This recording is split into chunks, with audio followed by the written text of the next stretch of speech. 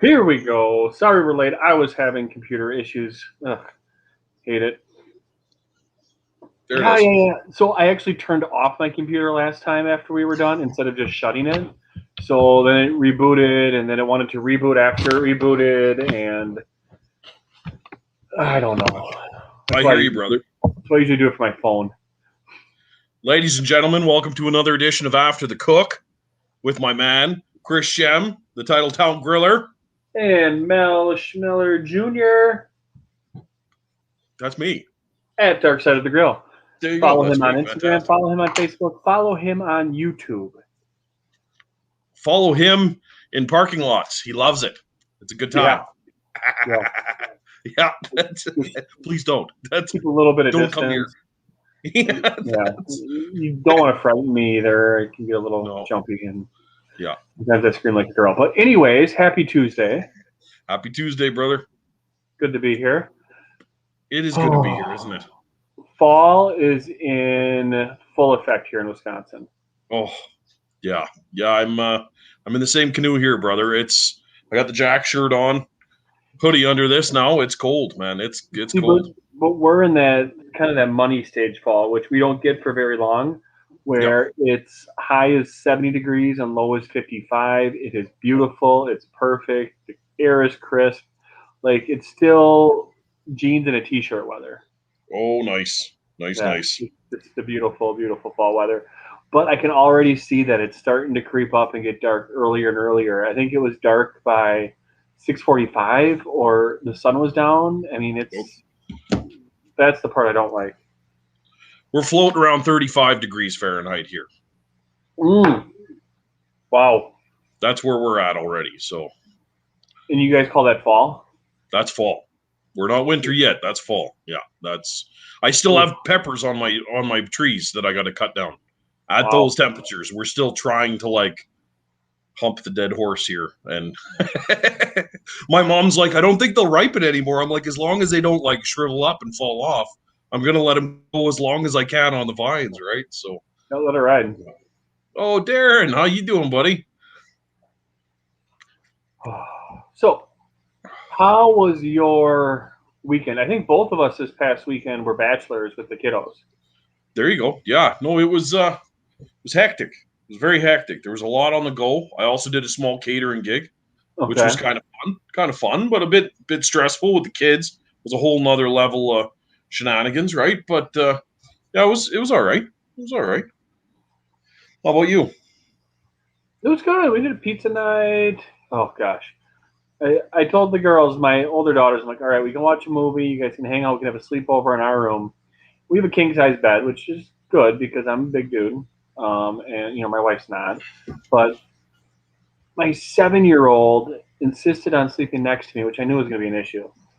All night long, I had a knee to my back. Her little binky bunny was hitting me in the face. She's sleeping on top of me, and I'm like. Meanwhile, my 10-year-old has 2/3 of the bed to herself. Yeah. I'm like, oh, buddy. No, I got the same problem with my 7-year-old. So Lisa left for 8 days or 9 days. She went out to Newfoundland to go and visit her dad. Left me with the kids for the last 8 or 9 days. So as soon as she left, she told me a fun thing. Why don't you put Halloween Town up, which is all of our miniature Halloween village, right? Mm-hmm. Which could be fun if I wasn't dealing with a 1.5-year-old and a 7-year-old. With no support on the back end or the front end, there's no one running point. It's just me and a bunch of breakable shit and 2 kids that are already eating ice cream and having Kool-Aid for breakfast. And I just did a number to myself the whole time, right? So it was crazy. Emily wants breakfast to be like that even when mom's back, and it's impossible. We were having Wagyu steak and ice cream for breakfast because I couldn't find the Eggo box, which Lisa then told me exactly where it was, and then we had Eggos after that. And we were also eating the Reese's cereal just dry in a bowl because she told me that she does it all the time, and I don't believe that she does this at all, but she does now. Just interesting things where I never thought I'd get the long con and the short con all at the same time, but I did. I got it a lot. So. we have the Reese's cereal too, and my daughter tries to tell me, "Oh no, I never eat it with milk." I'm like, "No, you're getting milk today. Yeah. If you're gonna eat chocolate and peanut butter for breakfast, at least put milk on it to make me feel better." Yeah, that's exactly it, right? It's Oh, craziness. Well, we got us a special guest today. Very yeah. excited to bring him up. I think he's ready to come up. Speaking Everybody. of fall, fall in Wisconsin, it's all about football. And in Wisconsin, it's all about the Green Bay Packers. So I'm gonna have to bring on, one of my favorite ex Green Bay Packers, now Houston Texan, Mr. Lane Taylor. Yeah, Mr. Lane Taylor, everybody. There he is. Oh, I don't know. look at that! Are you sitting here on 4K? Look at that camera. Yeah, that's crystal clear. That's fantastic. You know, How you doing, buddy? good. How you been, man? Good. We miss you up here. I know. It's definitely different being away. I was there for so long, and shoot, now somewhere else, and everything's different. I'm like, when I first got down here, I was like, so, where's the locker room? Where do I go eat at? You know what I mean? It was like Yeah. the first thing, so it's definitely taking some adjustment. Oh, I'm sure. And we're getting close to that season now where you're not going to be missing Wisconsin very much. We're going to be happier down in Houston and close to home and not messing with all this. But right now, I'm sure your wife Casey liked this. These 2 weeks that we get of nice fall, of the nice fall weather, and then after that we'll be like Mel. I know. You were talking about it. I was like, it really is. It's like a perfect time up in Green Bay right now. It's like. Mm-hmm. It's like shorts and like a long sleeve t-shirt type weather, Yep. And it's like it's perfect out and the trees are turning, and then it's like November hits and it's just like, oh, it's getting bad. Just like that. It's getting worse. Yep. Here we go. Yep. Here we go again. Yep. Absolutely. Oh, so you settled in down in Houston now? We're finally settled in. It took a while. We kind of from transition from Green Bay to down here and everything and off-season workouts and all that stuff. It felt like it took forever because we haven't had to move forever, and I forgot everything you had to do. I was like, isn't this already taken care of? Like, it usually isn't a problem. Oh man, so yeah, I think we're finally settled and know our spots to eat and all that kind of stuff now. So we're pretty good. All right. So have you found some good barbecue places down there, or what are some of the good spots to eat? I haven't really hit up the barbecue scene really. We've had like Truth Barbecue at the facility, and we did go to Killen's. Killen's was awesome. Nice. Like they had these pork belly burn-ins for appetizers, crazy. Freaking biscuits and gravy was off the chain, and they only had brunch stuff at the time. It was like a Sunday, so. Okay. Oh yeah, not a lot of barbecue yet, but I am definitely going to explore that a little more here. But they have like anything you want is down here. I mean, if you want tacos, you want sandwiches, like literally it's at your fingertips. You can sit on your couch too and order some like bomb food. That's awesome. Is Tex-Mex a big thing down in Houston, or is that more like once you get down to Austin? Oh no, it's everywhere in Texas. Yeah. Tex-Mex. It's it. I mean, you're in Houston, right? Yeah. So I think there's a couple of places in Houston that are like a Cajun Vietnamese mix. Really? I'm trying to think. Because I went crazy over. They were doing the crawfish in like a Vietnamese sauce, and when I saw it, I was like, "Holy shit! I gotta find this." Like that's it's like you know what I mean, like a sit down seafood kind of. But they do all kinds of neat stuff like that, and I was like blown away by it. Oh yeah, like, that's we got some like Louisiana based type food stuff the other day. It was stupid. Like it's something on TikTok. My wife found TikTok popular or something like that, and it was ridiculous. Like it was hot. It was like the spice level was like really hot, but couldn't stop eating. I was just like. I was running from the nose. I was like, I can't stop. You just got to keep shoveling it in. Yeah, it's like I can't stop. It's delicious. So yeah, the food's crazy. No, oh, that's awesome, man. Oh, I hope to get down there next year. Next year, I'm hoping to do like a couple weeks in Texas just to do a kind of a tour. Hit up a bunch of spots, man. I want to real bad. Oh, for sure. I know. This one guy. Have you seen the barbecue confessional guy? No. Yeah. The barbecue. Yep. Yeah. He hit me up. He was like, "Hey, man," he's like, "if you want to go barbecue spots," he's like, "I know the people," and I'm like, "I'm sure you do." Something like actually have some free. Get out there with them. It'd be cool to get some places up, a little backdoor action. See the pits and all that. So that'd be sick. Yeah, be able to skip the line. Mm-hmm.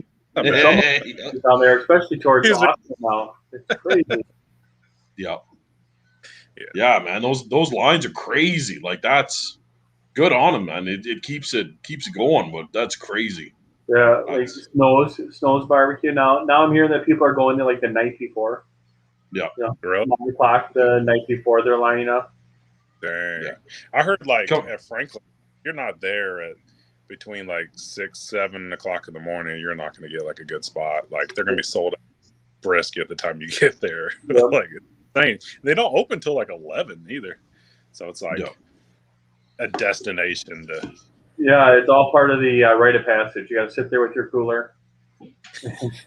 just hammered drunk by 10 a.m. Yep. It's like, we've been here for 5 hours. Of course the brisket's good. But I heard it's worth it, though.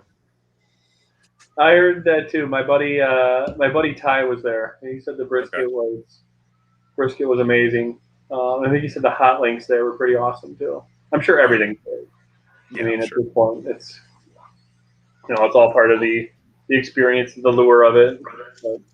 That's the one thing I've heard from huge barbecue guys up here in Canada. They're like, as many times as you can try and recreate a Texas hot link, they don't taste anything like they do in Texas. Whether it's like the elevation or the gravity or just the fact that it leaves the borders, like it just. Yeah. And like, these are guys that own full-fledged barbecue companies and are competing. And they're like, honestly, I've tried everything you can think of. As soon as you get there, you can go to like a little hole in the wall. And that Texas hot link's going to be better than anything you can make up here in Canada. So crazy. Yeah, those hot links. And then the other sneaky thing that I like on barbecue platters, if they can do it right, is the smoked turkey breast. Yeah. If you go to a place and they come out with a solid smoked turkey breast that's still juicy, still flavorful, I mean, that's a pretty difficult thing to do. I mean, it's very easy to dry out. It's just a turkey breast. Yep. Oh, for sure. And that's another thing. I hate turkey at the best of times, but if it's done right, like, you got to appreciate it, right? That's yeah. Yeah, we're turkey season here right away. Our Thanksgiving is next weekend. So. Oh, really? Yeah. Ours is a couple weeks earlier than you guys, right? Yeah, it's a good month. Yeah, there you go. Holy cow! So next weekend, are you doing the full? You guys do the stuffing, the turkey, the cranberries in a can. Yeah, the whole 9 yards. And again, my butcher's hooking me up with, this time it's a 40-pounder. So I'm cooking a fucking ostrich again for, and my mom's like, no, the last one, man, was like huge. It was massive, and this one's supposed to be a couple pounds heavier. So, no, last year we were on here, and you were, I think it was the same timing because you had a massive. Would you have like a 30-pounder? Yeah, something like 38. That? 38. So now it's a 40. You brine that thing like a freaking 55-gallon bucket. No, in the bathtub. Yeah, in the bathtub. That's it. Yeah. Timer goes off. You got to throw more ice in there. Yeah. He'll be brining it in his hot tub with him this year. Yeah. Sous vide in it. That's it. Yeah. Sous vide in it in a leaf bag. Yeah. How the hell how do you make a turkey that's 40 pounds? Like, where are you growing these? So it's all natural, no HGH. That's right. Up here, we've got guys up here that are like your guys' your Amish. Yep. Up here, they're Hutterites. Okay. And when you go to buy a chicken, they're the size of your store's turkeys. Yeah. Then you go to buy a turkey, and you're like, what is that? and that's their turkeys, right? Like a standard 20-pounder weighs in at about 30 pounds. Like, it's crazy. It's Yeah, my dad will get these whole chickens from the Amish. I'm not sure. I don't think it's the Amish in Bondwell. I think they're a little bit west of there. But he'll get these whole chickens that are 12 to 15 pounds, and yeah, they're like turkeys. So you're spatchcocking those, and yeah, all right, but still, that's a big ass turkey, dude. yeah, that's filling an XL. Yeah, Yeah. yeah. Dang. Oh, Well, that's exciting. yeah. So, Lane, at your house in Houston, what cookers do you have down there? Man, I'm kind of struggling right now. All I have is my XL and my Mini Max. Okay. I think that's it. Yeah. Oh, I have my auto grill, the little sear, which I need to get out of the garage while I'm thinking about it. But are all your Traegers at in Fort Worth? What's that? Are all of your Traegers in Fort Worth? They are. I left one in Green Bay because I still have a few things in my house, and I have my other ones there in Fort Worth. So I've been kind of struggling. I've been needing my Traeger a little bit so you can kind of throw something big on while I'm gone and stuff like that, and be able to do that while I'm working. Because the wife will man the grill while I'm gone. I'll tell her, 165, pull that thing out, put in this pan I laid out, and she'll do it, wrap it up, and keep it rolling and everything. So, but I'll find out a way. I'll get it down here. Yeah, and you got your stick burner in Fort Worth too, right? He's got the custom made offset stick burner. I do. Yeah. Nothing on the mail status, Well, you got that big boy. Yeah. That thing's awesome. Tank, man. Yeah, she does the job. She does everyone laughs too because they're like, I seen pictures, but I didn't think it was that big. I'm like, I don't know what to tell you. Like, it's yeah. Because how big is it again? So it's 21 feet long, and when the stack goes up, the stack stands about 14 feet high. Nice. Yeah, it's insane. It's big. The 5 gallon? It's 750. 750. Nice. That's awesome, man. I got to give you actually 2 500-gallon tanks that you cut and put together, right? Yeah. So that's why it's 750 to 800. Yeah. I wanted to do 1,000, but it wouldn't fit in my garage, and I keep it locked up in the garage, right? So that's why I cut one section out of one of the 500s to shorten it up to a 3-door, literally just to fit it in the garage. So I've got 1 foot of room between the door and the and the trailer, and that's it. Like, it's you did it right. Yeah.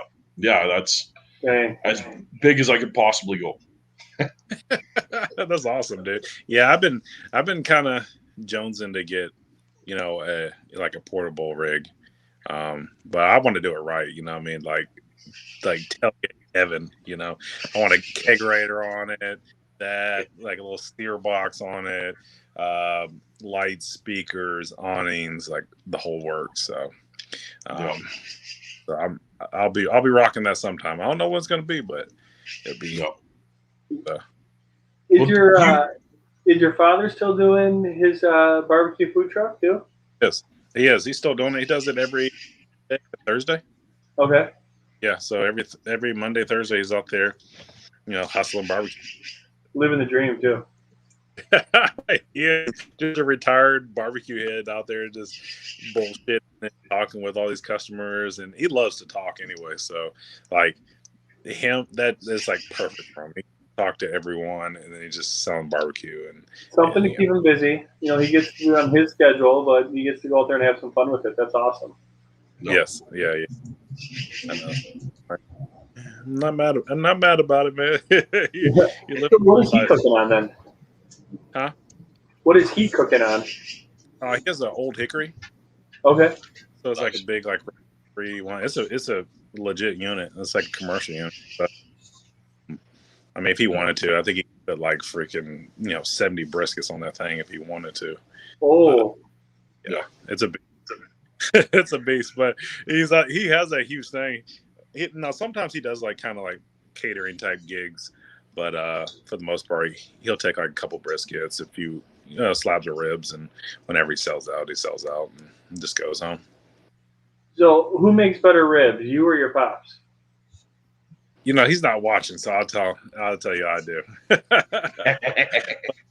Nah, he does good. He kills it. Hey, you know what? He fired up a brisket the other day for the 4th when we were all together, and it was pretty dang good. I'm not gonna lie. It wasn't even like a fancy brisket either, because he gets a little bit of the cheaper briskets. He'll get like that choice brisket or not, but it was still good though. I was like, all right.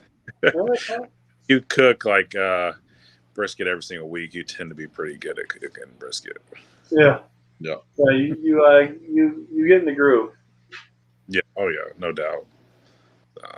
So I've been lucky enough to cook with Lane a few times, and his ribs, bomb. Like, they are on point, perfect. He's got it down. You usually cook your ribs on your Traeger though, don't you? I do. I'm not gonna lie. I like the ribs on the Traeger better. I really do. Like those I found to be like the best ribs are on the Traeger. It just like it puts off like a good smoke, and it kind of goes with my flavor profile and everything. And so I like to balance the ribs. Plus, it makes it really easy too. It's like you get in your routine. That thing is so plug and play. It's like, all right, after 3 hours, you need to do this and that, and it makes it easy too. Especially when I have all these little rugrats running around here. Mm-hmm. Yeah. Whenever I do ribs, that's the one cook where my 10-year-old daughter makes me get out her drum smoker, because my parents bought her a drum smoker for her 6th birthday that says Annabelle right on it, and it's blue. And I'll tell you that the ribs on the drum smoker a lot of times turn out better than the ribs on my XL, Big Green Egg. And I think part of the reason is it's farther away from the firebox. Yeah. So I think that's why I kind of struggle with the ribs on the egg, is because it's so much closer to the firebox. Even though you're cooking it low, it still tends to be a little bit closer. Like the best ribs I made on my XL, I made on the top rack of the expander to raise it up a little bit more. Yeah. Yeah.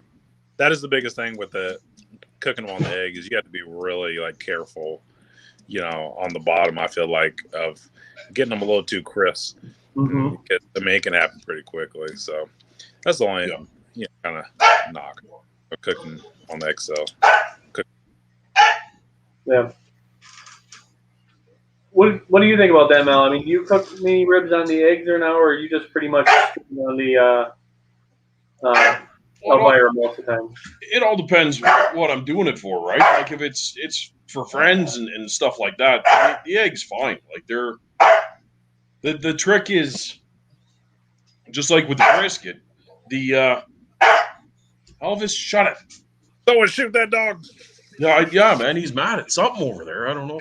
The birds have been coming in here and picking on him.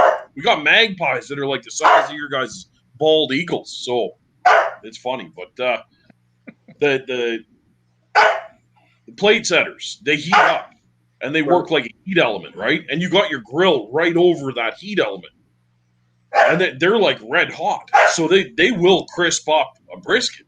So I always cook it fat cap down. And that's kind of the same thing with the ribs. When I wrap them to finish them, or in the middle, right? I'll put it meat side down, and I'll make sure I put something in there, like a drip pan or something.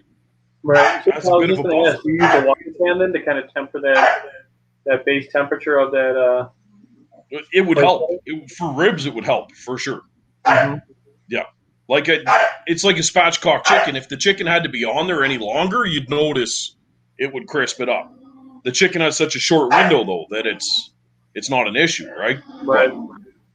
But if the time for the chicken was the same, you'd notice a good burn on the inside.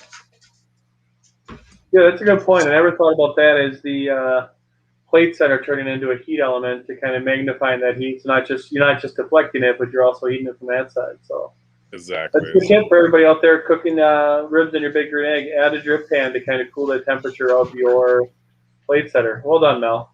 Yep. Thank you. Yeah. Yeah, so for a brisket, when I'm smoking it, when I'm building the bark, it's fat side up. And that's normal. That's totally fine. But when I wrap it, I'll put it fat side down to protect it from that the heat coming off of the plate set. Mm-hmm. And then that way, like the part that has zero protection on the bottom of that brisket, it won't crisp up at all. Because that's one thing I find when I'm trying to record cutting a brisket, and there's that tiny few fibers of beef at the bottom of the brisket that stick, and your slicer isn't cutting, and then you go to pull it apart, and it makes a mess of it, right? And that's because it's crisping up on the bottom. And I avoid that altogether by flipping it over. Once the bark is built, that fat cap ain't going nowhere. Mm-hmm. So, yeah, it just works like a secondary shield, right? Like a buffer, and then it's perfect. Right on. Yeah, but then, the stick burners, you don't even have to wrap them, man. Like I did just like standard salt and pepper pork ribs on there, just side ribs, right? And then just hit them with a mop sauce an hour before I pulled them. Yeah. Not stiff enough you can cut through them real nice, right? But as soon as you bite, clean off the bone. And if I would have left them on there like another half hour, they just would have just been butter. So it's hard to argue. It moves so much air, right? Like it's hard to explain, but like the egg, the air is constantly, it's not just going straight and it's done. It's doing a thing while it leaves, right? Whereas a stick burner, it's like and gone. Like it's just gone. So yeah, different ways of doing the same thing, but you kind of have to, learn from how your cooker's doing things to make it happen. But yeah, that's how I get my skin so nice on those quarter chickens when I do it on the stick burner on Elvira there, because it's chugging along at 325 steady, and it's pulling all the moisture off of the skin so quick with that dry rub that it makes like a hard shell. And that's exactly what you want, because then you got the bite through chicken that's super juicy. If you hit it with a temp probe, it spits out at you, right? But it's just right there. And I suppose you don't have the space to do this, where you're not like air drying your chicken before you put it on the grill, just because you have 300 quarter chicken, so you can't, put it on a drying rack and air dry it in the fridge. You're mixing in steam pans, man. Like you're at that point, there's no individual rub there. You're just tossing rubs on everything and just as you go to the smoker, right? Like it's right. So it's the smoker doing all the work. That's it. Like you're not babying anything. You're not flipping anything. You're just putting it on, hit the temp, pull it off, throw it on a platter, and away you go, right? So it's just got to work. And it does. So, yeah. So, Lane, you're in the middle of the season right now. What are you doing different dietary-wise or nutrition-wise that you have to focus a little bit more on during the season? Obviously, less barbecue. Barbecue is not really your top performance food you want to consume all the time, but right. Because barbecue leads to everything else. Before you know it, you're having to drink. And you'd be like, what go good with these ribs? Mac and cheese. And we'll wash it down with a roll. Yep. But obviously, a lot less barbecue. I have it like on the off days, but kind of smart with it. And then I try to eat more like veggies and stuff like fruits and just not eat trash, really. And I'm still down, so it's not like I'm eating like a vegetarian or anything. Yeah, I mean, you get to get away with it a little bit more being a lineman than if you were receiver.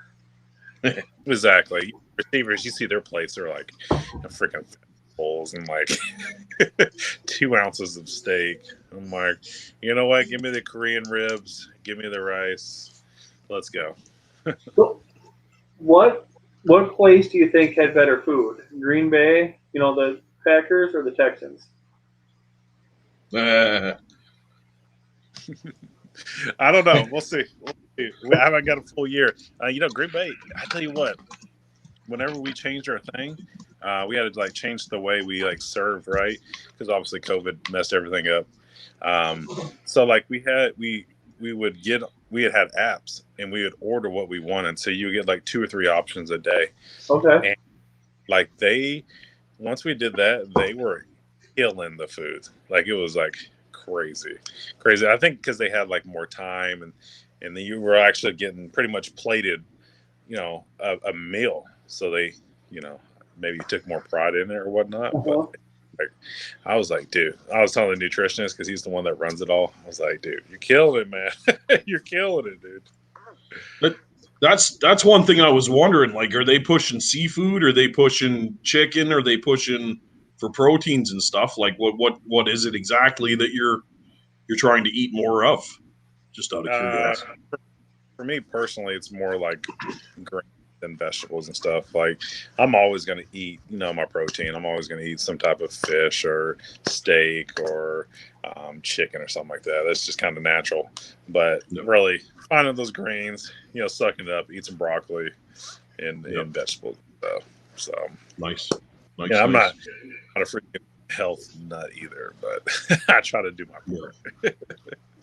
Oh yeah, no, I hear you, man. No, it's there's so much more info now to what you're eating, to what it produces, right? I always like to hear, like the hockey players up here. It's same kind of deal. They don't get into too much detail, but fish becomes a lot bigger part of their diets, right? And beans, stuff like that too. Things you're not really thinking of that all of a sudden are taking like a lot larger part in your diet, which is very cool. I like that. Because you have to think about things like nutrients, and obviously the biggest thing is like recovery. So like vegetables help with recovery. Having your protein shakes with mixed berries and all that stuff, like that's gonna help you with your nutrients and recovering and just overall health and everything. So you kind of more, I guess, really when it's more cognizant of like, all right, what I put in my body and stuff like that. So, but it's always a good thing. I get to the off season. It's like, all right, we'll have ribs today. We're having tomorrow. Yeah.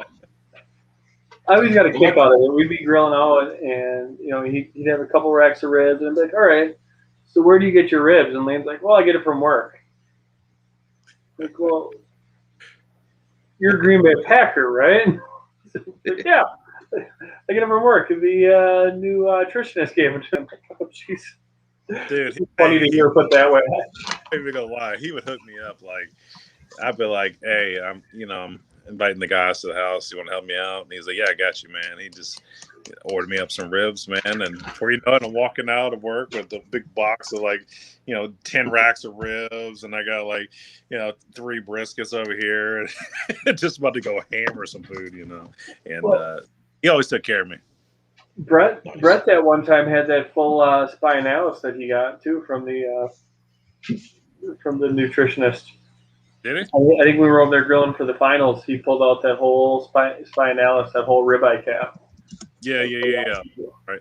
Yeah. And then he was like a dude that liked he was like a southern dude as well. So he liked barbecue, so we always talked it up, and nice. And he would like try to find different cuts of meat and ribeye caps and all kinds of things, and he'd be like, "Oh, look what I found," because I was like the only person who gave a shit about A5 Wagyu or something like that. Uh-huh. He's like, "Hey, take you 4 ounces home." I'm like, "All right, cool." Perfect. Twist my arm. Yeah, that's awesome, man. That's yeah. So the other thing I wanted to ask you about is your new toy that you posted about today in your stories. Yeah. Or your reel of your new toy. Let's dive into that a little bit. For sure. It was good. All right. So my agency hit me up and they're like, "Hey, we have this steak ager company," and they're like, "Hey, they want to send you one. Are you interested?" And I was like, "Well, you always have to do a post or whatever for them." And I was like, "What was it?" And it was pretty simple. It was just kind of like a post or whatnot. So I was like, "Cool." And it's pretty sweet. I'm not gonna lie. I was like, at first I was like, "Oh, well, we'll see how it goes." And then once I put the butcher's twine on that ribeye roll, put it in, I was like, "Oh yeah, this is gonna be sick." So, I was kind of lazy and I just posted it, and I actually pulled it out today. I text Mel earlier. I was like, "Hey, does this look okay?" Like, I don't even know how these are supposed to look. I And honestly, I thought that was a strip loin when you sent me that picture. I thought it was yeah, like a strip loin, and I thought it was like the way it looked when it was tied up like that. I was like, "Ooh, like that's." But then when you show me the picture of it cut, I was like, "Oh shit!" Well, I called that one off. So, that's how all long good. was it aged for? It ended up being 25 days. I was gonna do 30. I was going to do 30, so it was not even that big a deal.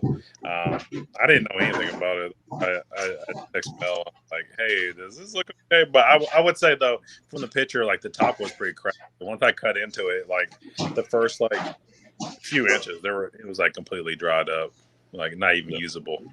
So, No. but I did taste test it. It did pass the taste test. Nice. It was pretty bomb. I'm not gonna lie. It's definitely a different take. Like it's way more beefier. I feel like the dry age stuff. Like it doesn't. It's so much different than like I feel like the fresh stuff that's like maybe a little more rich or almost it's a different experience. Like so, I'm definitely gonna experiment with some other stuff. I mean, fire up my old Wisconsin days and probably some cheese in there. There you go. Get the cheese heads fired up, but it'd be fun. But honestly, I would suggest getting just a smaller prime rib, like a 3-bone, and just let her go. Let her go for a good long while, just so you can get an appreciation for that window that you're shooting for. For me, dry aging, I won't go past say 30 something days. Even then, that's pushing it. 28 days is probably like my cap now. Really? A lot of it is losing so much of the meat in your trim, how small it gets, and also the taste where it cuts off or where I like it sitting. You know what I mean? Yeah. It's a weird balance that you have to kind of figure out for yourself. And also, like, the wife is super picky. If her meat tastes nutty, she's like, "Nah, I'm done. Like, this is weird. I don't want."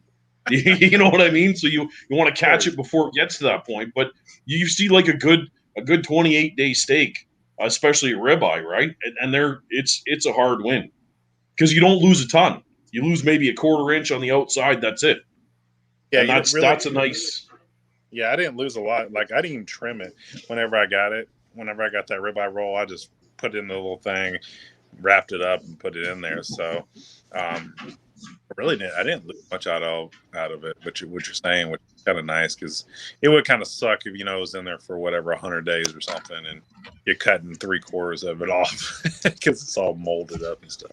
Well, who has the patience Right? to let it sit that long? I mean, 28 days, 30 days, that can be, that can be doable. 45 would be pushing it, but after that, I'd be like, I'm either going to forget about it, or I'm going to be itching too much where I'm like slicing off a little end of it, and yeah.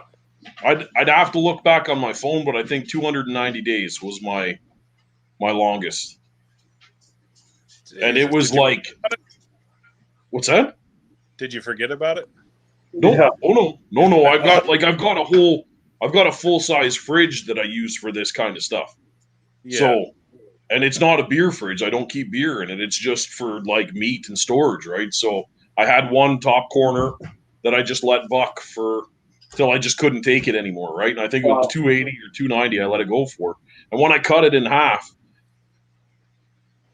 there's a paint. Trying to think, they call it like a velvety merlot. It's almost like a scarlet kind of red, but the fat was like yellow, and the red was like just a crazy deep, almost brownish red, and it was crazy. But it was, I would like to say I lost 75%. Of the meat doing that, not just the size of the crust, but also like it shrunk. So right. Yeah, it was a really weird, and to be honest with you, it was nutty as all hell. Like it was funky. It was, and that's that's where I want to get into the beef tallow. Like I never really thought about it before, but I cook so many briskets now. The trim I'm getting off these briskets, I started cooking it down in the Instapot, and now I've got like gallons of tallow. Well, that's it. I'll just heat one up in a turkey pot, right? And just keep dunking it. I'll dunk a 7-bone prime rib, a whole primal, in that turkey pot, and then throw it in there, and you don't lose almost anything. So how many times you dunking in there, coating it, pulling out, letting that dry, doing it again, doing that until you get like a 1/4 inch? Yep, 1/4 inch to 3/8 all the way around it. And then you barely lose anything. And they said it also injects a little bit of that tallow into the meat, so you get that buttery finish.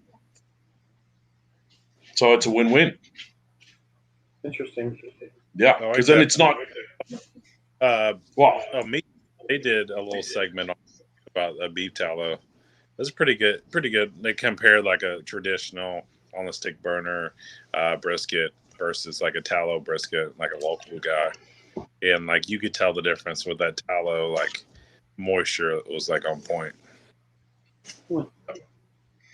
Yeah, man, I would be very excited to, because that's the other thing, the crazy dry age, the big 7-bone prime rib. I don't know if you guys remember last Christmas, I did it on the rotisserie, and that thing was, I think, 50 or 75 day dry aged. It was next to impossible, one, to temp and figure out where medium rare would be to pull it off, because there was almost nothing for moisture inside of it.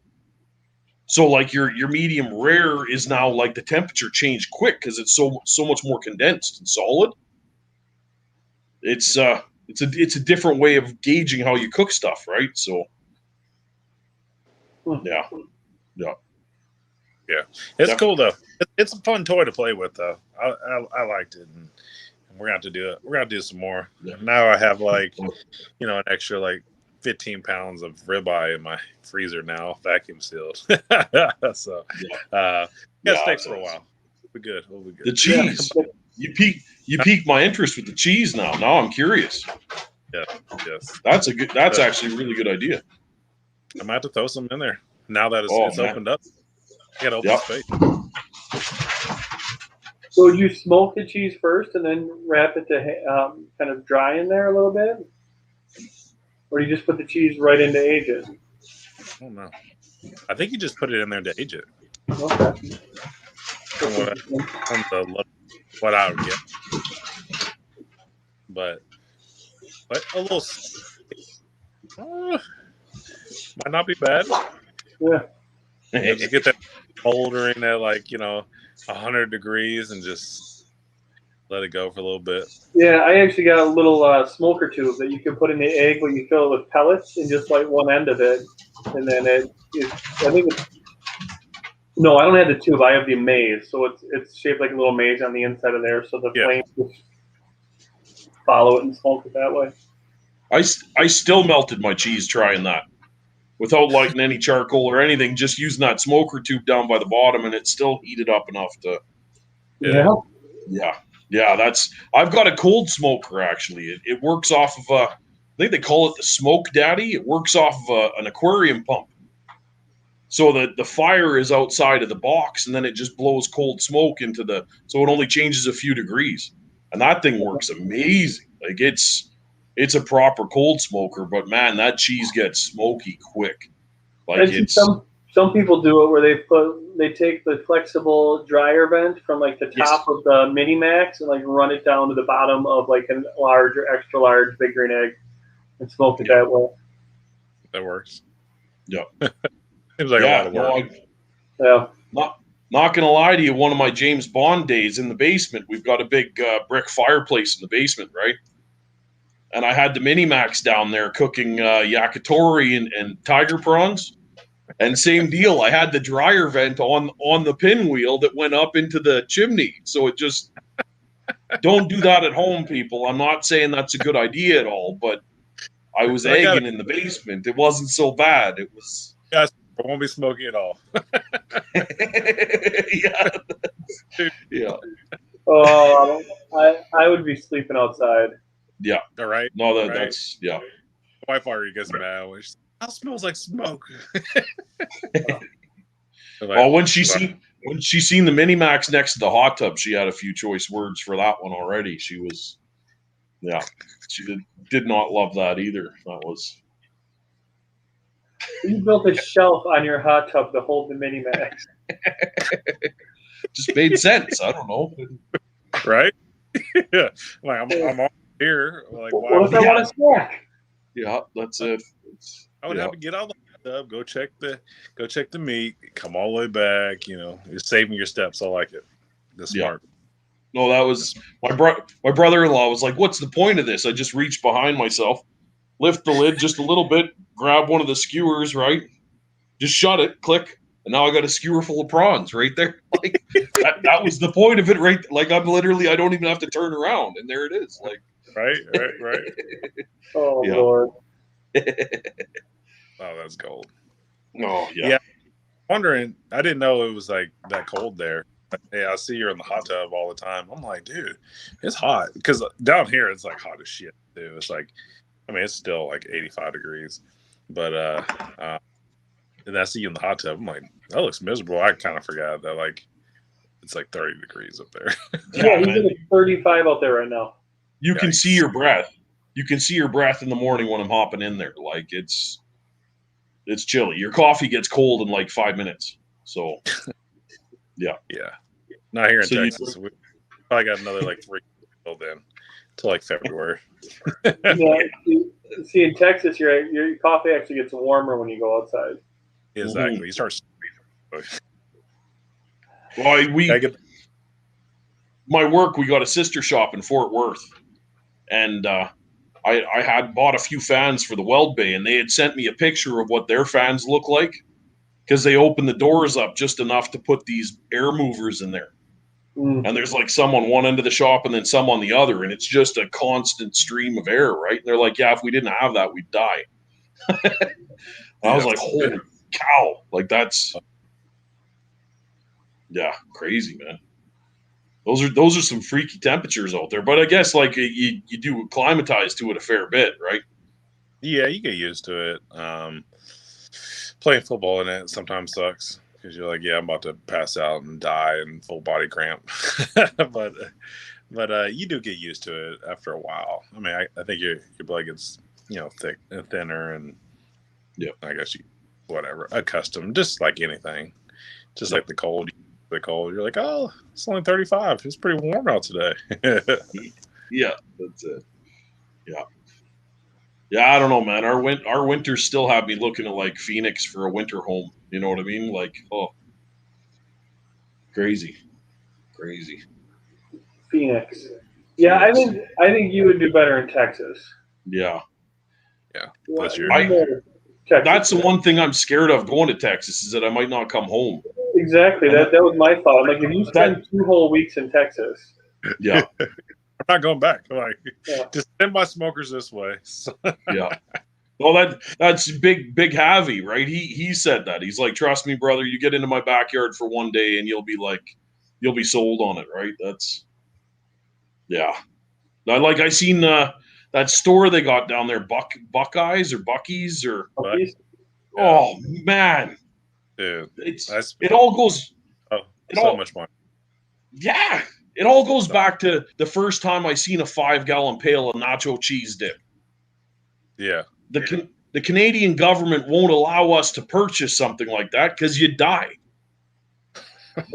The government decides for us that it's just not safe to give that to the public. You can't have that. And then you guys are like, look what I got for the long weekend. I got a 5-gallon pail of nacho cheese dip. And I'm like, what the fuck is that? That's insane. Like that's. Oh yeah. You can go, clothes shopping. You can get some decor for the house. You can get you some beaver nuggets, Cokes, brisket sandwiches, whatever you need, man. Like it's bad because there's 2 ways that I take, because I live like 4 hours away from my hometown here in Houston. And like you take 2 ways and you're either going to pass a Buc-ee's or you're going to pass a Buc-ee's. So it's like Me and the wife, we stop every single time. And it's almost like we've never been there before either, because we're like, all right, you go in first, you go shopping, and then I'll go in, I'll go after you. And we literally been there like 2 weeks ago. She goes in, she spends 100, I go in, I spend another 100. It's just like, damn it, man. And we just know it, but we're sick. That's awesome. So how big is Buc-ee's? Like, is it like the size of our Walmarts, or is it like? Yeah, like their pumps, like they probably like their gas pumps, they probably have like a legit 75 gas pumps there. Like like legit 75 gas pumps.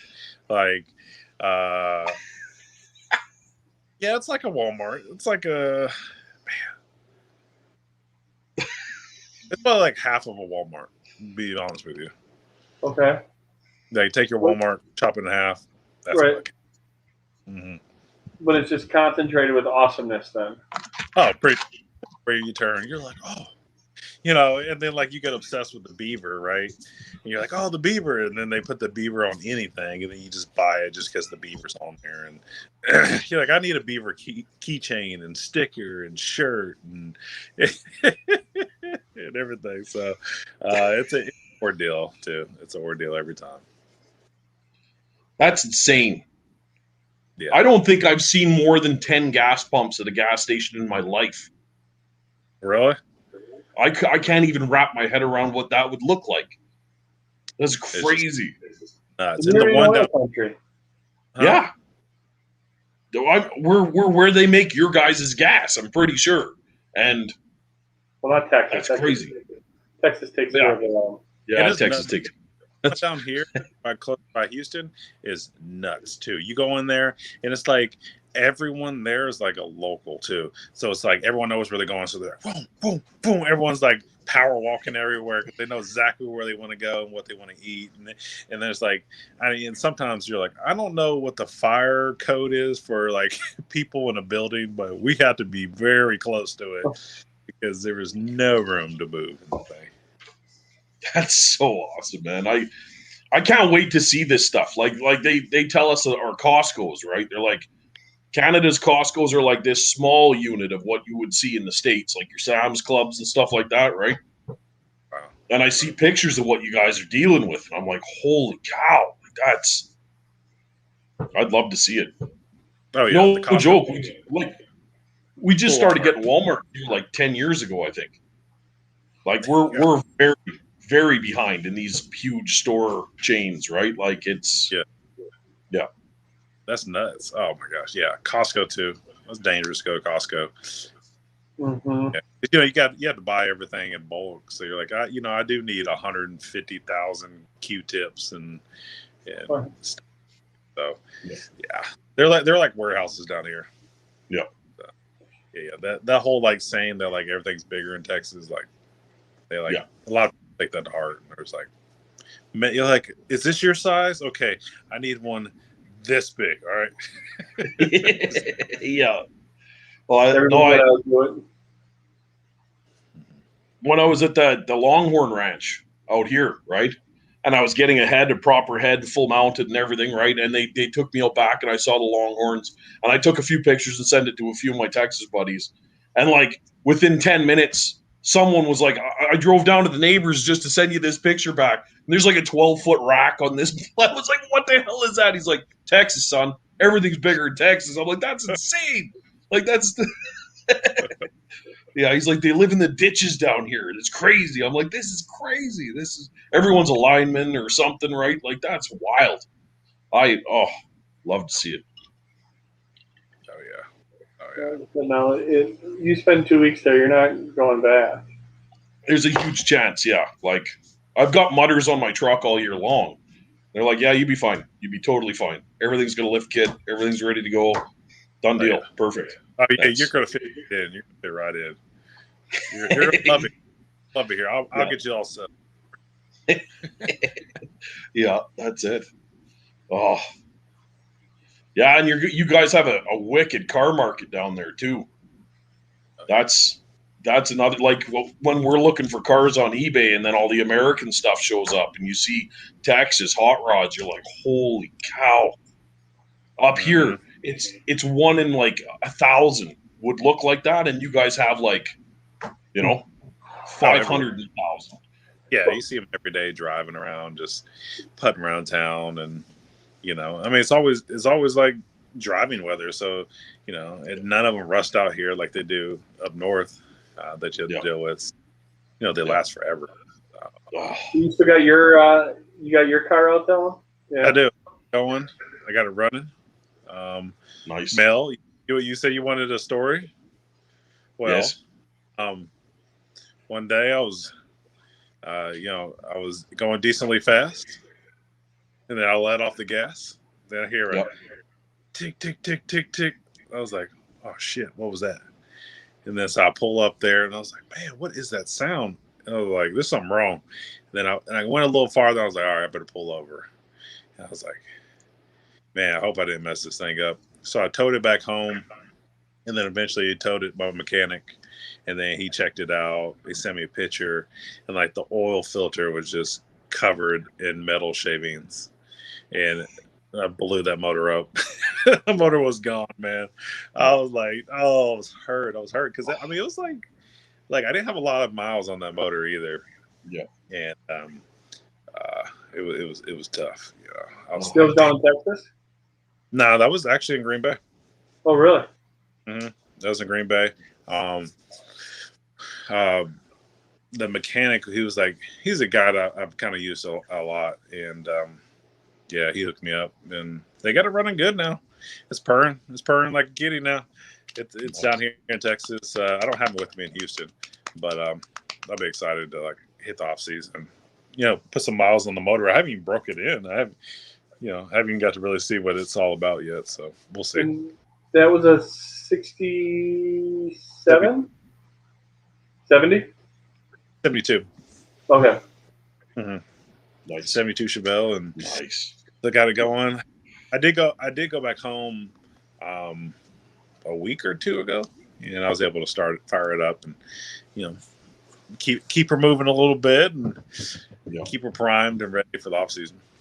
So what about Casey? I mean, did you have a Camaro for Casey that you were I do working have on?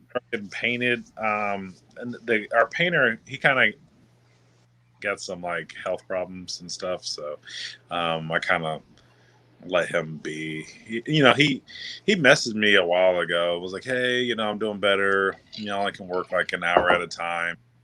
So I didn't really call him back. I was just kind of let him do his thing and not bother. Plus, we were in the middle of moving, and I was right. It's like that's like the last thing. The last stress you want to take on. Right. I'm like, I still got a house to unpack and everything. So we'll figure it all out. Get her Camaro. But when she does it, though, it's going to be sick. She wants to, I don't know what color, but she says she wants to do like a navy blue with like a black interior and stuff. So it should be nice. Yeah, that's the thing about those cars. They like, as long as you got them, they're not going anywhere. You got time. Right. Yeah. Right. It is nuts. I'm like, well, we got plenty of time to do it. And to tell you the truth, if I got it back, I don't even know where I put it. I'm like, I had to buy a topper. Yeah. No, that's like my dad. He's got several projects on the go all the time. He's got an '84 Corvette that's done right up, all just like beautiful. This thing. He's got a '51 Merc 2-door.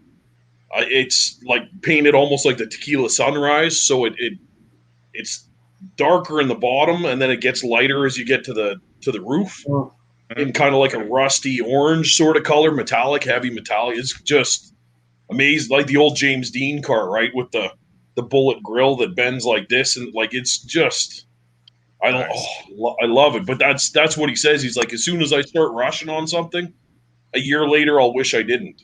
So I always have to keep that in my mind, where it's like, you know what, let's put this off for a bit and revisit it, work on something else, right? Mm-hmm. So that he's not like jumping on anything, because then you always regret it. So crazy, man. I such an appreciation for cars, man. I just love them. Because I mean, it took me a good 3 years or so to restore mine. And, like obviously I'm busy during the season, but I just like when I did it this time, because I restored it when I was younger, when I was like 18. But I was like, this time I'm going to do it right. Like if something doesn't fit, I'm either going to get the right part or I'm going to do it like 100% right. So this is actually the first car that you bought, right? So when you were in high school, you bought this car. You redid it when you were 18, kept that same car, and then you just redid it again, and it's beautiful. Appreciate it. Yeah.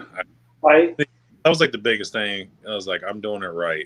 Like, if I don't have the bolt, I'm not going to go get this nasty bolt that I found in the bottom of this toolbox, like, just to make it work so it'll run, or I'll go to the next step. I'm like, I'm going to get a nice bolt. Like, I'm going to do everything right. So, yeah. No, and that's how it always is, man. That's how it, because then you'll be sitting there at a car show one day and you'll know, right? There's that one bolt that now you got to take 3 other things off to get to, and you're like, and, yeah, I know exactly. Yeah, see the hood, you're like, you see it, you're like, oh man, it's just like, back when the 300Cs first came out with the 5.7 Hemi, I bought one of those and I custom the shit right out of it, ripped all the seats out of it, and did that fat mat so it had like the hard sound deafening mat all through it, and I put airbags in it with 2 chrome compressors and it was awesome. But I decided to switch all the lights over to these LED custom lights. Mm-hmm. And I was originally just going to do the interior. And then all of a sudden, I'm like in the doors. Then I'm on the outside. I'm looking for like these tiny little side mark. And like it wouldn't stop. And then like, you know how it is, right? All of a sudden, it's like, well, that really worked. At the end of you've literally changed every single bulb on the car. And now you're like, now what? Where do we go from here? Like you'll be there forever, and it's awesome. I love it. And then the neat thing is when people notice those small things, right? And they're like, oh wow, you changed this tiny little thing that looks amazing, and then it goes forever. So I love it. Like Chevelle guys, like they know like the little things that I changed, because I eliminated a few like lights on the car, and a few of like the little drip rails and this and that, and like all the Chevelle guys are like, oh, that's cool. It's very, very subtle, and that's kind of how I wanted the car to be. But like updated, but not too like far updated. Yeah. But I did. Big accomplishment. Finally got the AC working this summer. Yeah, you need it. I got the car to Texas. I drove it one time, and I'm like, AC's getting fixed right now. It was like it's like 120 in the damn hot box in my car. So I was like, all right, we are getting it done now. So, right. Excuse me, sir. Why were you speeding? Oh, the AC doesn't work. Okay. That's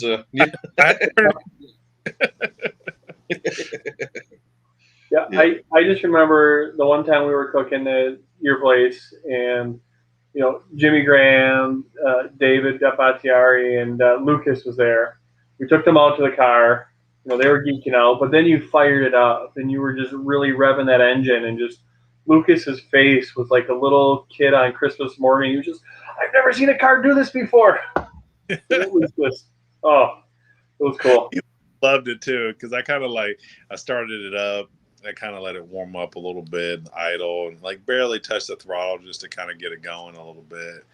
And then I hammered into it pretty good. And Mel, the sound of those Flowmaster exhausts, that chamber sound. Yeah. He was like, oh man.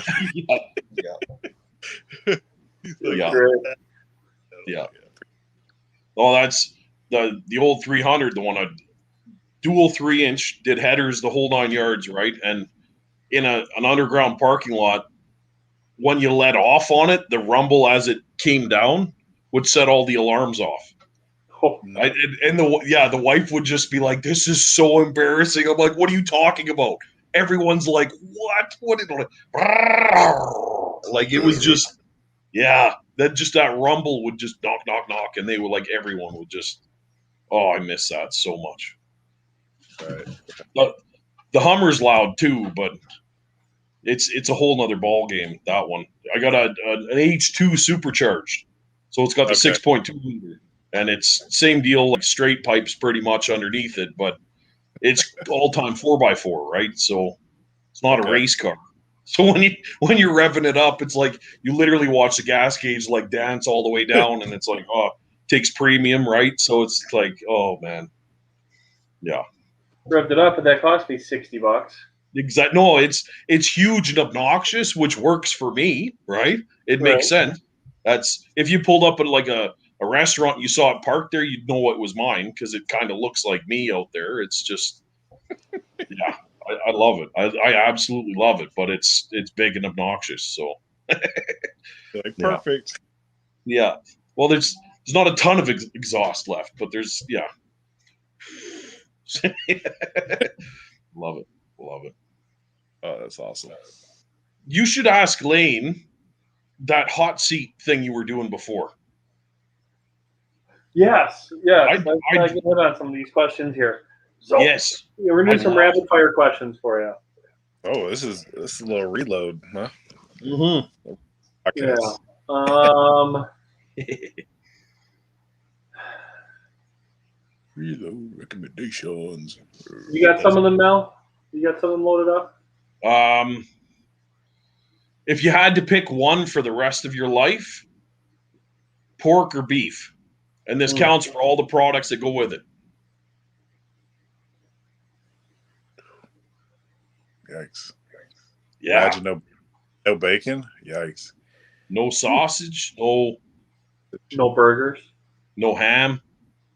No steak. No brisket. No brisket. That door swings both ways. It's Man, heavy. I'd probably have to go.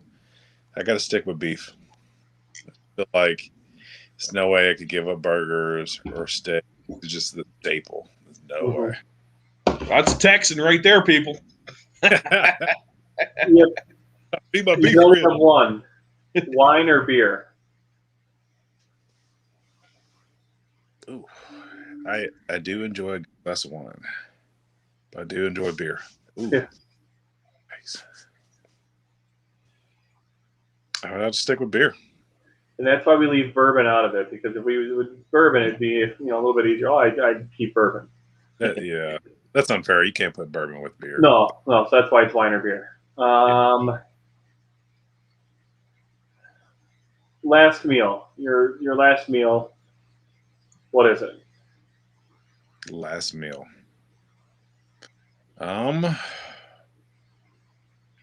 Good question. I'm gonna go down. It's gonna be something like super unhealthy. So like we're talking like probably like a chicken fried steak made right, good batter, good steak, mac and cheese, or rolls, like Texas Roadhouse rolls, and probably a little side of some taters and a Dr. Pepper. Ooh, and then for dessert? Dessert, sweet potato pie. Ooh. Mm. All right. I'm gonna go out full and happy. What is the strangest thing you've ever eaten? I haven't really ate anything weird, to tell you the truth. I mean, I have some gizzards, but nothing like super weird or strange or out of the ordinary. Okay. That's easy. You got a couple of people coming over for dinner, a couple of couples, and you're going to be doing the cooking. What are you cooking to impress them? If we're trying to do some if it's like casual, it's like my friends, and we're gonna definitely throw down some ribs. Yep. Yeah, I'm trying to show them what I got. But if we're gonna go, just kind of a little more uppity type people or something, we're gonna go a nice steak. I feel like everyone likes steak, so just grill up a mean steak. Keep it simple with the seasoning, and let it eat. That's all right. That sounds all right, man. That's Pretty straightforward answers. That's What's not your bad. What's your go-to cut of steak? I love skirt steak. I'm not gonna lie, it's killer. Oh, I feel like you can eat more of it too. Like I love like a good traditional ribeye, Uh-huh. but skirt steak is kind of killer. Really Yeah, I underrated. mean the skirt steak comes out and you're unrolling. It's like 3 feet long, and you're like, hey, I could easily eat 2 feet of that. Yes. Well, you're not going to eat 2 feet of ribeye. No, not a chance. You eat like 3/4 of ribeye. You're like, all right, that's enough. It's enough. Yeah. Even ribeye cap is like, it's awesome. Mm. What are y'all doing? What are y'all doing for the last meal? throwing it back.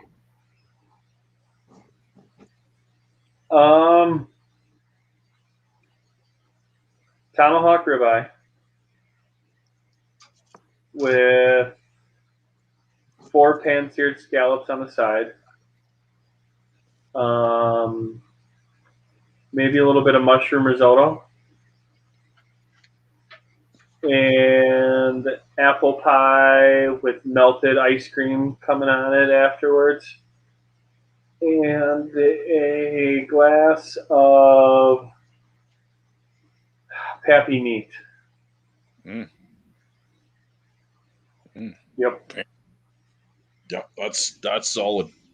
Yeah, you definitely get the fancy points in that meal. Well, I want the tomahawk ribeye because after I'm done, I want to be able to just take those last couple of bites off the bone. Right off the bone. Like I just Right. want to out like a G, gnawing on a bone. Yep. Just no handle. Going out that way. Yeah. Oh, yeah, that's beautiful. For me, it would be the center cut of a prime rib, just red, dripping, heavy dark gravy with mushrooms, mashed potatoes with the horseradish in them, couple of scallops for sure, maybe a couple of big fat tiger prawns in there, and a Caesar salad, like an ice cold Caesar salad. I would be in heaven with one of those. And like if I could, a French onion soup on the side would be great. But that's my that's my. And then are you finishing off with any type of dessert? I don't dessert. I still don't. I guess if it was my last meal, something like stupid amounts of chocolate and fudge, whatever it would be. Like if I do break, that's what's going to break me is some kind of rich dark chocolate. Is what's threw me right over. I honestly, Lane, I don't eat donuts. I don't eat muffins. I don't eat I don't do sweets at all. But Halloween comes around, right? And you're buying candies to give out to the kids, and the kids come back with a ton of candies, and all of a sudden there's candy everywhere, right? And something happens. I'm like Dr. Jekyll and Mr. Hyde, where something just kind of pops. And then I'll eat like 35 of those little chocolate bars in a minute and a half or 2 minutes. And then I'll sit there with a concrete brick in my gut because I never eat it. And I'm like, this was a horrible decision, but I'll still do it. I do it every year. I don't know why. But it's just, honestly, if I had to go back to being a kid, you guys have the McCain Deep and Delicious cakes. It's like a chocolate cake with like a chocolate icing, and they keep it in the freezer, but it's like a cake. Oh, like an Entenmann's type, like pre-made, pre-packaged thing? Yes. Yeah, it comes in a pan, like a lasagna pan, but it's a cake. Yeah. Yep. When I was in high school, I would go to our local little convenience store, and all the kids would be buying candy and Slurpees and whatever. I'd just get one of those cakes and a fork, and I'd sit in the parking lot and eat the whole cake. Like, it was amazing. I used to smoke a lot of dope too, but whatever, beside the point. But like, that cake was amazing, man. Like, it was, you could live on it. Oh man, no, I would have to change my last dessert, not sweet potato pie, but it'd be probably number 2. But like a nice hot cookie skillet with just Ooh, ice cold ice cream on top. Yeah, that's it. Yeah. skillet cookies are good. Oh, this girl I worked with, when we'd get together, she would bring a skillet cookie, and slightly undercooked in the center too, and it's the chocolate's gooey, and yeah, buddy, Oh yeah, yeah, we're talking. that's what's up. That would Need to- probably be my answer if we weren't going into fall, but just for whatever reason, fall apple pie or apple crisp. My mom would always make that. That's one of those things that, yeah, the cinnamon and Well, it being fall, the pumpkin pie, right? That's a tough one too, man. pumpkin pie too. An ice cold pumpkin pie, like Ooh, yeah, that's a tough one. Like I really, especially if someone makes it right and it's almost a bit spicy, like that the homemade and it's got that little kick to it. Like that's right in the zone there. That's Like a little extra nutmeg in it or something. Yeah. yeah. It Like- just gives it that little. My wife I- knows if it's Thanksgiving, she always knows. She's like, make like extra pies because I have to have them. I have to have a sweet potato pie. Yeah, like she'll cook it. She'll be like, "You're gonna eat it?" I'm like, "No, put it in the refrigerator. I'll have it like 8 o'clock tonight once it's ice cold, and just like literally eat the whole thing." Like I'm like, "All right, I waited all year for this." Like just sweet potato with the spoon, no plate, just. Honestly, man, so me with turkey, I'm not a huge fan of chicken or turkey. I don't know why, but I don't love it. Sitting down to Thanksgiving dinner since I was maybe 12 years old, I will take a bit of the dark meat, throw it on a dinner bun with a ton of mayo and like half of a pepper grinder of pepper on that thing. And I will eat it just like bang. Yeah. And I to this day, man, that's the only way that I can get into it still. Like it's There's something about that turkey. They put it on your plate at Thanksgiving, and I'm just like, oh Yeah. no, I just can't. I just can't. Thanksgiving is one of those times where I want my food touching. There's a lot of times you're like, okay, I don't want all my food to kind of mix together. Thanksgiving, it's like, give me the mashed potatoes here, stuffing going on top of that, turkey's going on top of that, gravy's going over everything, and it's just, well, you can even toss some corn on there too. But like that's one of those times where it's like everything can come together, and I'll just shovel it all in that way where I don't necessarily need it all separate. Yeah. That's man, Scarlett, she's 1.5 now, right? So she's learning how to do things and figure things out, right? And since Lisa's been gone, I've been feeding her every night, right? All of a sudden, I noticed she's got 2 little cup holders in her high chair tray, right? And when I put everything on the plate for her, she'll take the vegetables and put it in one hole for the cup holder. Then she'll take the meat and put it over. And then she'll start picking one out of this side and one out of this side. And I'm like, why are you being weird? Like, stop doing, what are you doing here? But she's like super organizing her food before she eats it. It's so crazy. I laughed so much. I was like, I'll just give you 2 different bowls then. We'll try that. And then, kids are so weird. They are. Yeah. How's your little guy doing, Lane? Yeah. So your little guy's got to be close to a year now, Lane, right? Yeah, he's like 8, 9 months now. What are we at 9? Yeah, about 9 months. Okay.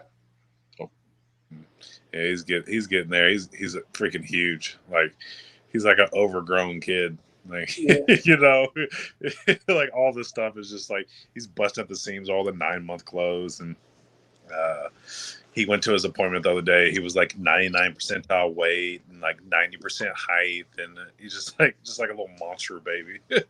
It's like funny to see because the other 3 kids, they weren't like that. They're like especially my daughter, my 2 daughters. They were super petite. Like they were like maybe you need to start feeding her more of this and that, and concerns about food and eating and all that. So, but not this. This kid's just a monster. He just feed him something new. Like, okay, yes. It's like, yes. It's like, He's going to be your lineman. Yes, for sure. Oh yeah, we're gonna start early. That's awesome. That's awesome. Get him pushing slides in the backyard, and poor Luke. Hopefully he'll get his growth spurt too, so he's not getting Yeah, he might pounded on. have to be a skill position. It might be a little linebacker or something. We'll see. Yeah, there you go. Yeah, that's awesome. That's awesome. Oh.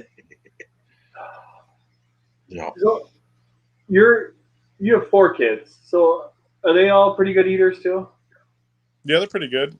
The one thing I'm most impressed with is that they all love like barbecue now. Like they're kind of picky when it comes to food, really, and like they won't eat this, they won't eat that. But like when it comes to like when I'm cooking, they're like, Daddy, that smells good. And I'm like, yeah. So like anytime I cook steak, like they kill steak, pulled pork, brisket, ribs. They like all that stuff. So like that's I'm like it's like my proud dad moment every time I see them. I'm like, it's my kids. That's my kids. They're throwing down the queue. Are you able to get them to eat the vegetables? Yeah, actually they do really good on vegetables, which is weird. Like my wife will like chop up like charcuterie board with like peppers and carrots and broccoli and all kinds of stuff, and they just smash it. Nice. So I think my wife washed them. She was like, "You love this." You love it. They love it. They tear it up. She has her ways. That's awesome. Mm-hmm. Yeah. How about something that burns your bacon? Something that's just like a pet peeve with either cooking or barbecue or things you see on Instagram that really just drive you nuts. Like for me right now, something that's burning my bacon is cooking a steak in peanut butter. Weird. No, or they coat it in peanut butter. Sorry, Swiss, if you're watching. Where they coat it in like a half inch of peanut butter all the way around, sous vide it, and scrape off the peanut butter and sear it. No, that burns my bacon. Yeah, I think anytime I see someone not like appreciating like a cut of meat or something like that, I'm just like wide-eyed. I'm just like, stop it. Just like your neighbor or something has like some like prime grade something, and he's over there like burning the shit out of it, and once they're done, they're not even keeping it warm. They're just like leaving it out and just not even serving it right. I'm just like, what are you doing? You're doing it all wrong.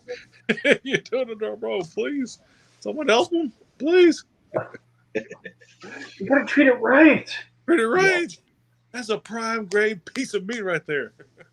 Yes, that's a good one. You hit the nail on the head there, man. Like the tri-tips that they were cooking like briskets, right? Yeah. And you seen people using like beautiful Wagyu tri-tips. Yeah. And they're cooking them like briskets. And I was like, you don't even care about what you're doing anymore. Like you're just it's crazy. Like, oh. Yeah, I can't. Well, I would say another thing too, kind of close to that, is like overcooked meat.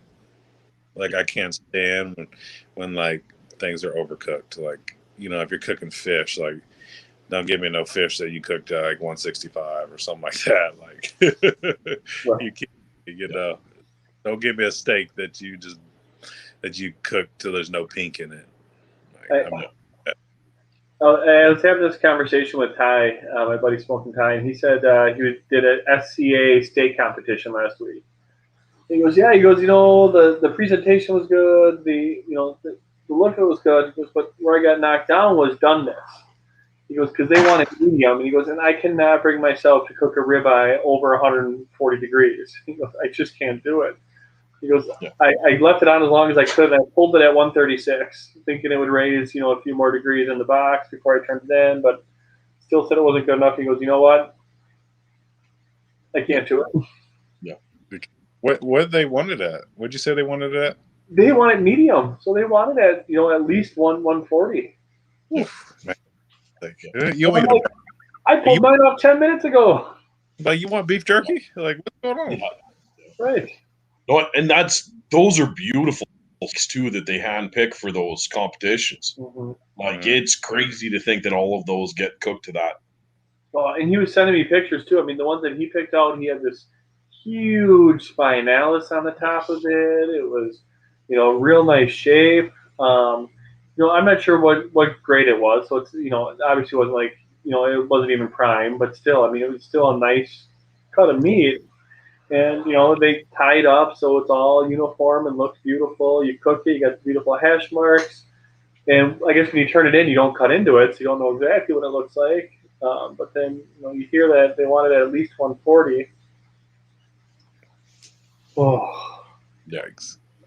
Can't do it. Yeah. I've seen through the barbecue lads. They did a few posts of that where they had all of the steaks raw, and all the teams were picking their steaks. Right. And I think it was a certified Angus event. Okay. And they all had spinalis. Like the whole thing was spinalis. They were all like so close to the same steak, just heavy marbling, beautiful. Just and that was all that I could run through my head was that they wanted it cooked to those temperatures for all of them. Mm-hmm. Crazy. And they're not just crazy. barely, or do they even try them? I'm sure they do, but I'm sure it's similar like the KCBS where the judges they have to at least take a bite for flavor, and if they really like it, they can eat all of it. Otherwise, some of the people when I've been in those judging tents seeing it, they'll come with coolers. Some of them will come with coolers. They'll take a bite of brisket, they'll put it in their cooler, and they'll pack their things for later. I mean, that's not a lot of people do that, but some people will do that. Yep. Could you imagine them? They're just cutting it. They try one piece, and they're just like, all right, next one. That's literally what it's like, though, Lee. It's crazy. So I do KCBS judging, right? So I go to barbecue comps and judge those, and that's when you're judging that many teams, you're having that many people cooking at this level. Like it's crazy, man. You think of the best brisket you've ever eaten. Well, you've got like 100 teams that are handing that brisket in that range. Yeah. Like you can't eat much. You have a nibble and then you carry on to it's crazy. Mm-hmm. Yeah. Yeah. It's especially up here. Up here, we're a little bit behind to the States, right? Getting through what we're doing and whatever, but it's like they're tightening up so much up here now. It's so nice being a judge because now like the barbecue competitions are amazing, right? Like it's top level shit. I love it. I absolutely love it. But it's a lot of food, man. You have to eat a lot of food in a day. Yeah. And, I bet they in the like, no more, no more barbecue. Yeah. A good barbecue comp after judging that, like you're eating salads for a week. Lots of soups, lots of salads, just yeah. Yeah, good times. Hold up. I just lost you. There we go. Like it's crazy down here in Houston. Love it. Beautiful. So, who do you guys have this weekend? Huh? Who do you guys have this weekend? We have the Patriots. Oh boy. It'll be a tense game because our GM, he's from the Patriots. We have a whole bunch of like ex-Patriot players on the team, so it'll be a tense game. I feel like the pressure in the building will be a little more this week. They're like it's a home game for you, right? So they're coming to Houston. Yeah, they're coming to Houston. Okay. I feel like they're like we want to beat up on the old brother up north, so I bet it'll be pretty good this week. Yeah, they're coming off a little bit of a hangover from Sunday night, so like you knew Brady was going to win. There was no way Brady was going to go up there and win. I knew all along, so it was crazy how it happened. Though it was a good game.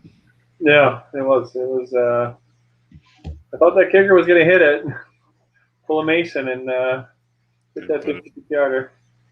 Brady was like, "Not today, man. You're not hurting my legacy. Not on Brady Day. I'm gonna have a different book one day. You're not gonna mess up my book, all right?" Right. So I found that interesting. He became the 4th QB to beat all 32 teams. Really? You know the other 3?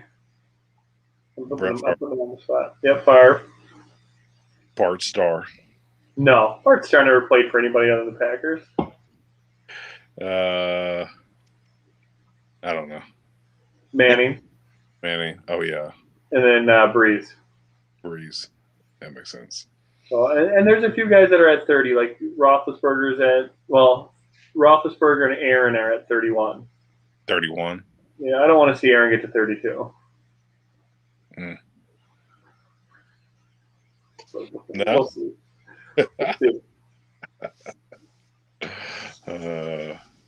Hopefully not. We'll see, man. Things will be. We'll see what happens. I'm just going to enjoy this year, and then we'll worry about next year. Like Mel, you might, if Aaron Rodgers leaves Titletown, if he leaves Green Bay, you'll be able to see the fire that'll be started there in Green Bay, all the way from Canada. Like, take over the world. You what's that light? Green Bay in flames. Yeah. It'll be, yeah. It'll be interesting. Yeah, it's insane, eh? But all right, buddy. Well, my phone's about to die on y'all, so I don't want to just ghost y'all. Yep. Hey. No problem, man. This has been beautiful. Thank you very much for coming on, man. It's been great having you. Very much. We miss you up here, buddy. Be well, and hopefully we'll be watching you on Sunday. Yes, definitely, man. Good catching up with y'all. Definitely had to jump on this year, like always. So yes, awesome, man. Thank you very much. Cheers and good luck, man. All right, man. Thank you. Buddy. Take care. So, Mel, before we run out of here, we didn't talk about your event coming up this weekend. No, we haven't. But yeah, no, we're excited about it. Could be a good time. You are just lining them up. I mean, what do you have? Do you have a lot of events coming after this? There's a few in the works. There's a few little things here and there. We'll see what happens. There's some irons in the fire. Yeah, it's gonna be a good time. You're gonna see me on Big Green Eggs Eggtoberfest as well this weekend. Nice. Yeah, I got tapped in for that, so I'll be at the brewery that I'm doing my event at. Okay. Also dragging an egg over there, and first thing in the morning, I'll be on at noon Eastern on Saturday. In the middle of all the other, I'll be doing a cook for Big Green Egg, so it's gonna be fun. That'll be a blast. You know how it is, man. I like the chaos. I like the chaos. You thrive under the pressure, thrive under the chaos, and just I love it. I love it, man. It's let it go. In the pocket. Yeah, so I'm pumped for that. And then the event, yeah, like we got a couple hundred people down in Old Strathcona, so it's an old neighborhood, but it's like very trendy and artsy, and there's a lot of bars and stuff. So it's a huge brewery, right in like big brick building. Used to be an ancient bakery, converted to a brewery. It's amazing, man. Big brass pots, huge brass pots. Like it's going to be a blast. They've got an epic sound system put in there with a patio veranda on the second floor. Like it's going to be epic. So I can't wait for that. Going to be amazing. Yeah. Well, that's going to be a blast. I can't wait to check it out. I'll check you out on Instagram on Big Green Eggs feed, and I'm sure you'll be posting stuff on your stories that we can all follow along on. So again, for those of you on the YouTube users, if you're not following us on Instagram, it's at Dark Side of the Grill and at Titletown Griller. Follow us. I'll be cooking up a storm this weekend. My buddy Ty is going to come up on Saturday, and we're going to do just some content. Just have fun, just grilling through a bunch of stuff. It's been a while since we've been had time to grill together, so we're going to crank through some stuff and have fun with that. Deadly, brother. Awesome, man. Yep. Beautiful. Well, thank you very much. This has been a great night, man. Heck yeah, man. Have a good week, and we'll see you on Saturday. Beautiful, brother. Have a good one. See you guys.